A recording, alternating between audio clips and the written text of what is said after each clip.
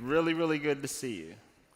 Today, I'm going to talk to you about the caterpillar. The caterpillar is a fascinating animal. Its egg gets planted, and in 3 to 5 days, it hatches. And then it pursues its primary purpose, which is to eat. And it eats, and it eats, and it eats, and it eats. And then when it's time to rest, you know what it does? It eats. It just keeps eating, pursuing that purpose. And its growth is amazing. When it hatches, it's 2 millimeters large, and it grows to be 45 millimeters in just 2 days. Just think about that. A baby, when it's born, is 20 inches large. Just think in 2 weeks, if it grew like a caterpillar, it would be 33 feet large. And when Shaquille O'Neal saw this baby, he'd be like, "Mama."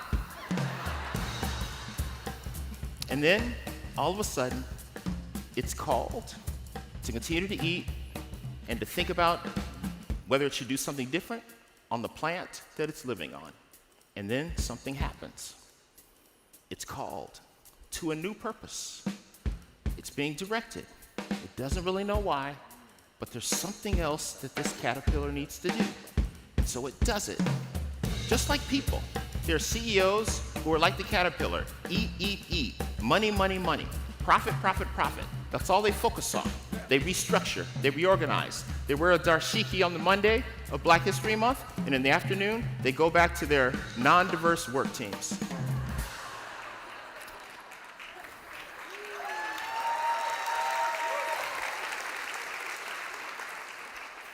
And then something happens. They have a child, and that child's born with the gift of autism. From that moment forward, their lives are never the same. They have a child who adopts another child who's African American. And this is a guess who's coming to dinner type situation. At that moment, they care about things that they never had to care about before. Or they have a child who suffers from mental health, mental illness. And this child uses the company health benefits plan and calls for an emergency appointment and finds out you can be seen 6 months from now on Tuesday at 2:17 p.m. That's not satisfactory. When these experiences happen to people and you look in the eyes of another human being, you never look at them the same way because you realize you're connected. Every person you walk by is dealing with these same kinds of issues every single day. This is how we know we are different. The caterpillar doesn't choose its purpose. Purpose chose the caterpillar. Thank you. The transformation. So at Great Place to Work, we do a lot of research on leaders who are trying to transform, and we want to help them transform. So every leader in this room, every leader we know, has a dial something like this. There's a group of people who have a positive experience working with us, and there's a group of people who have a neutral experience working for us. Sometimes they connect with us, sometimes they don't. And there's a group of people who just have a negative experience working for us. Well, what we found through our research is there are actually 5 types of leadership experiences that leaders create. The first is the unintentional leader. And we call them the unintentional leader mainly because they never intended to be a leader. These are fascinating people. These are people who are outstanding individual performers. The organization needs them. But to pay them more money, they have to be given people. Because a lot of compensation schemes only pay more money based on the number of people you have. So you go to this outstanding individual performer and you say, "Hey, we want to give you more money because you're an outstanding performer." The person goes, "Great, but we have to give you some people." "I don't like people." "Okay, but look, to give you more money, we got to give you some people." "You know I don't like people." Okay? Finally, they yield and they take that promotion. And it has quite a consequence on the people that they work for, because they're unintentional. They don't really want to lead people. Now, if they want to lead people and they want to get better, they do. And they move into the next category, where almost half of the people are having a positive experience. We call these the hit or miss leaders. Sometimes they're great, and sometimes they're not so great. There's nothing wrong with these people. They are developing. This is a good thing. This is the progression of almost every people leader. And then next is the transactional leader. This is the leader that 67% of the people are having a great experience working with them, and they're working on the other group, but these are the leaders that are ahead of schedule and under budget. These are outstanding performers, and they are continuing to develop. With support and coaching, they move into the next category, the good leader. This is the leader who is connecting with 80% of the people that work for them and working on the balance. These are the leaders that in the open comments in our survey, people say, I'm here because of my people leader. And then there's this elite group, the For All leaders. This is a strange group. This is a group of people that they can connect with somebody who's been with the company 90 days and has been with the company 19 or 20 years. It doesn't seem to matter. Every person they meet, they treat as a person. They might be running manufacturing, but when they meet somebody in the marketing department, they feel it's their job to coach and support that person. They just have a different kind of a view. And they always think about the company in total, not just the part they run, and they think about everything outside of the company. They think about the community where they do business, and they think about the world. These are For All leaders. And I've met some of them. You're going to meet many of them on this stage today. But there's a few that I just want to point out who won't be on our stage today. These are leaders that I have sat with, like Jim Kavanaugh, the CEO of Worldwide Technologies. I spent some time with him and his team over dinner, and all we talked about was purpose, greatness, and people. EBITDA and profit never came up. It was purpose, greatness, and people. Another leader, Sent Marshall, used to be a senior executive of diversity and inclusion after several operational roles at AT&T. She retired. That's what she thought. Now she's the CEO of the Dallas Mavericks. And they're doing pretty well this year. And I know she cares about basketball, but she is trying to do so much more than just basketball. And then there's Anil Bhusri, the co-founder and CEO of Workday, running his second people-first company. And he always says, happy people leads to happy customers. It just makes basic sense to him. It's not a chicken or the egg phenomenon. It's happy people makes happy customers. And there's Kelly Greer, the vice chair and managing partner of EY, who is now working with her in our organization to make sure that we understand there are people who have neuroscience differences, that have a really tough time in the working world, who if we find a way to welcome them and make the working world work for them, they make outstanding contributions. This is a great place to work for all leader. And there's Heather Brunner, the CEO of WP Engine, fast-growing, medium-sized company, who last night shared with us that 65% of her management team is women, and 35% of her company are people of color. And when you look in their open comments, what do they say?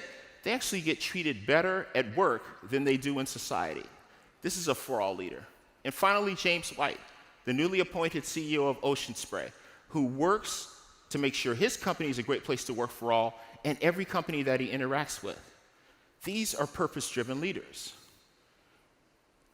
Just like the caterpillar that starts with one business, eating, eating, eating, Rosa Parks also had a business. She was a dressmaker.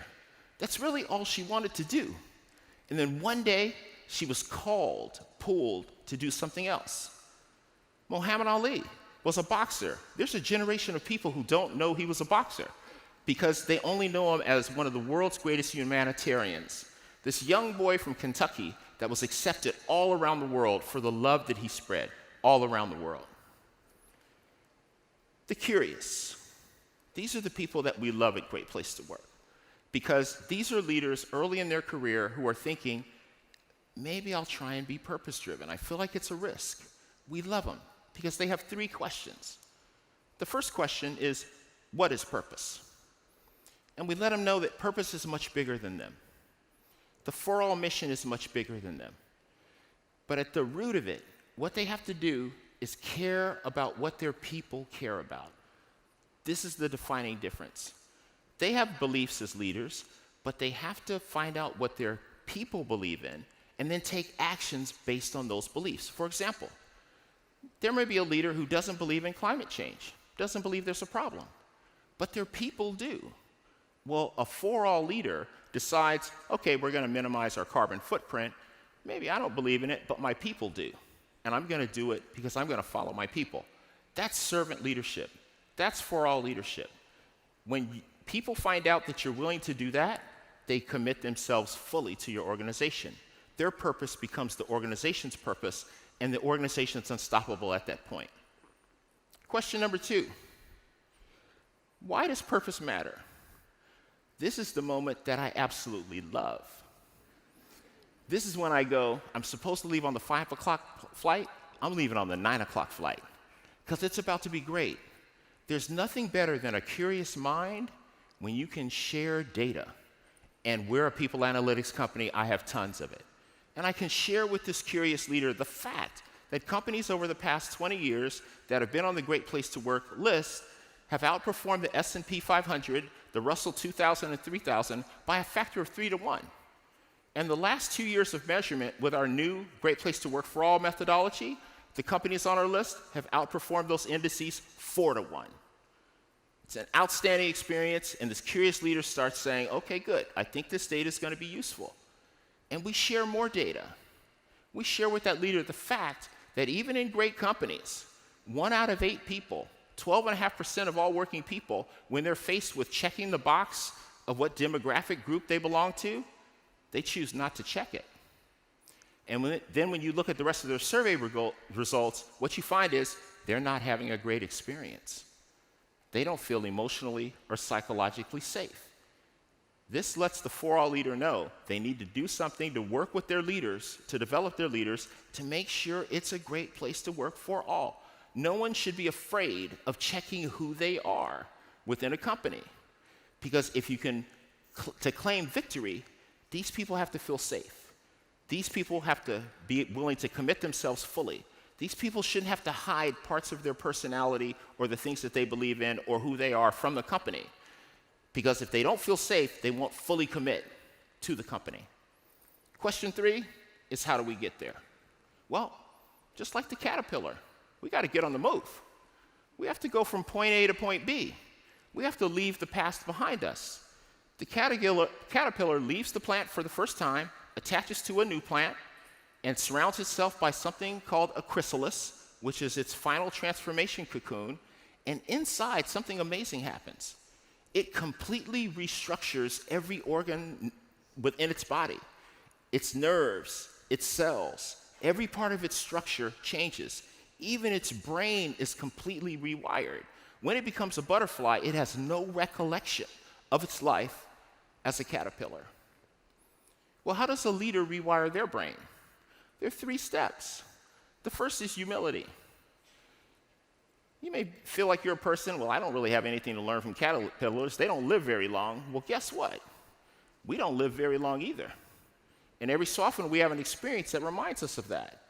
Life has meaning because of the obligations that we have with one another, whether we care for one another and feel the experience of caring for others. This is what clarifies our purpose. Curiosity. The 4All leader needs to stay curious. The 4All leader, when meeting a stranger, needs to know how to approach that stranger in a way that's free of unconscious bias, or the thing I'm really afraid of, which is conscious bias. We need to be able to meet people as though they're that kid in elementary school that we didn't know very well, but we saw them every day. And so when we see them, we kind of feel kind of warm because we've had a common experience. What if we treated every stranger that way? It would drastically change who we hire, who we develop, and who we support, and who we promote. If we think about the sands in the desert, each grain of sand representing a human experience. So your experience is like that of a grain of sand. Think of all the knowledge you're missing based on your inability to connect with other people and be curious about who they are. It also requires bold action. In every company, there's a board of directors, there's an executive team, management teams, and there's so many seats at the table. And there's glass ceilings and other things preventing people from getting there. People who look like this, the so-called hard to find. They're not hard to find in my life, but for some people they seem to be hard to find. Well, there's usually a situation where this group consistently becomes second. You came in second. You were almost there because another candidate is chosen. The solution is simple. Add another chair to the table. It's simple. Don't pick this person or that person, this woman or that person. Take them both. It's the only way we're going to make change happen in the next 10 years. Because these positions don't open up, we need to think of and, not or. So I have a question for you. Do you want to be a caterpillar? Do you want to stay a caterpillar? Well, don't forget, birds have to eat too. Maybe it's time for flight. The monarch butterfly goes through 4 generations in 1 year. The first 3 generations, the butterflies die in 2 to 6 weeks. But the 4th generation, something amazing happens. It goes through the same process, and then something happens. They don't die. They live. They live 6 to 8 months. That's like 3 generations of humans living to 80 years of age, and then the 4th generation lives to 2,180 years of age. It's amazing what happens. And they soar. They create a wind that rides upon the wind. They join other monarchs, sometimes as many as 1 billion monarchs. And they go up to a height of 10,000 feet, and they fly 3,000 miles. In their life as a caterpillar, they covered 20 feet. Well, this is us. We're flying now. We're soaring. I firmly believe we are that generation. We are that special generation. Our time has come. The stakes are high. We have the stock market at its peak. If you own stocks, it's great, but most people don't. The other thing we know is after a stock market peak, there's a recession. The cost of living is out of control. People go jogging and just ignore the homeless people. We work with people that are saddled and crushed by student loan debt. As we look around the world, there's tension. It's not across borders, it's within the same country. This phenomenon of us versus them. While we debate global warming, it's obvious that the water table is rising, and so is the sea level. These issues are at their peak. And one of the things that happens in history is when these issues are at their peak, there's a few people who decide it's time to have more power. There's a few people who decide it's time to have all the power. The good news is this has happened before. We've seen this. There are times when fascism and communism were at their peak, and it became time for democracy. There are times when racism and hatred were at their peak, and it was time for civil rights. The question is, what time is it now? We believe it's time for companies, for businesses, to firmly be a force for good, to use their intellectual firepower and their massive resources to help solve these complex problems that the world is facing. And we know the only way this will happen is if they are led by purpose-driven leaders. This is the challenge. Our challenge to you is to work together with you to assure that by 2030, every boardroom and every executive team will be equitable and inclusive. Are you with me on that challenge? We just need more seats at the table. Just imagine one leader, purpose-driven leader. That leader can affect the lives of thousands of people, even millions of people. We know this. But imagine if purpose chooses 1 million leaders that can soar together to create this unimaginable world. We call this the butterfly effect on purpose, which is what we need. It's what we're pursuing at Great Place to Work for All. So if you're a butterfly, and there are some here, thank you for the wind you're creating. We're going to soar with you. If you're the curious caterpillar, I got news for you. You've already left the plant. Congratulations. And if you're not yet curious, you're that CEO or leader that it's money, money, money. I can promise you this. One day, you will meet someone or something will happen in your life that will alter the course of your life together. It will alter everything. And what I know is something great is about to happen, and it's going to happen because something great is going to happen at Great Place to Work. We love all these people, all these leaders. We firmly believe in them. We don't believe in leaving anyone out. This summit is all about working together, everyone involved, to support each other, to create this butterfly effect for a greater purpose. Thank you very much for listening. I hope you have a fantastic summit. Thank you so much for coming. Thank you very much.